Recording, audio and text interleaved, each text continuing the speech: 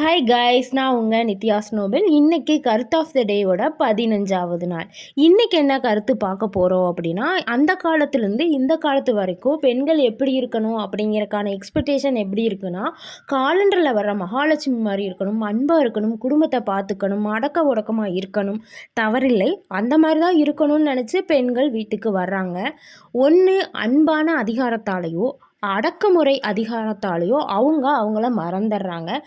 யாருங்கிறதையே மறந்துட்டு தனக்காக யோசிக்காமல் தன்னோட திறமைகள் எல்லாம் நம்மளுக்கு இருக்குது அப்படிங்கிறத மறந்துட்டு இந்த சமூகத்துக்காகவும் அந்த குழந்தைகளுக்காகவும் வாழ ஆரம்பிச்சிடுறாங்க.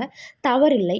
ஆனால் ஒன்றும் மறந்துடாதீங்க, பெண்கள் நீங்கள் உங்களுக்காக எப்போ யோசிக்கிறீங்களோ, உங்களுக்கான கனவுகளுக்காக உங்களோட லட்சியங்களுக்காக ஓட ஆரம்பிக்கிறீங்களோ, போராடுறீங்களோ, சூழ்நிலை எதுவாக இருந்தாலும் உங்களுக்காக நீங்கள் போராடி ஜெயிக்கிறீங்களோ, அப்போ முன்னை விட நீங்கள் ஸ்ட்ராங் ஆவீங்க. உங்கள் குடும்பத்தை 200% அதிக அளவில் உங்களால் பார்த்துக்க முடியும். மிகப்பெரிய இடங்கள்ல எல்லாம் கூடயே நம்ம அம்பானி வீட்டில் கூட அவங்க மிஸ்ஸஸை ரொம்ப அன்பாக நடத்துவாங்க, சமமாக நடத்துவாங்க. எந்த இடத்துல பெண்களை சரிசமமாக நடத்துகிறாங்களோ அங்கே மகாலட்சுமி தானாக குடி வருவா. இதுக்கு உதாரணம் நம்ம அம்பானி வீடு. சரி, அம்பானி அப்படின்னா அவங்க மிகப்பெரிய பணக்காரங்க அப்படின்னு நீங்கள் யோசிக்கிறது தெரியுது. பணம் இருக்கோ இல்லையோ அது மேட்ரு கிடையாது.